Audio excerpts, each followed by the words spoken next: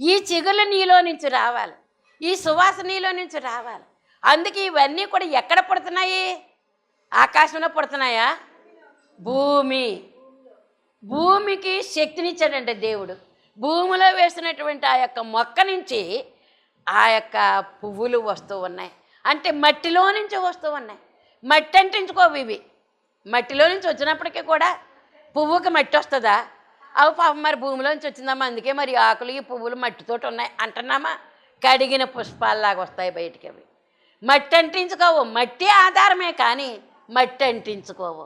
ఈ లోకంలో మనం ఉంటున్నామంటే ఈ లోక పాపాన్ని కానీ నైజాన్ని కానీ మనము అంటించుకోవడానికి వీలు లేదు.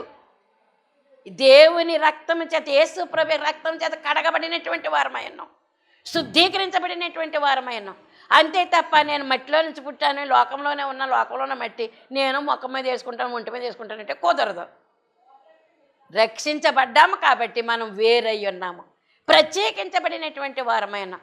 మన వేషధారణ కూడా మరి ఎలాగుండాలి? దేవునికి ఇష్టమైనటువంటి వేషధారణగా ఉండాలి. మన కట్టుబొట్టు తీరంతా కూడా ఎలాగుండాలంటే ప్రభువుకు మహిమ తెచ్చేటటువంటి వారముగా మనం ఉండాలని దేవుని యొక్క ఉద్దేశమై ఉన్నది.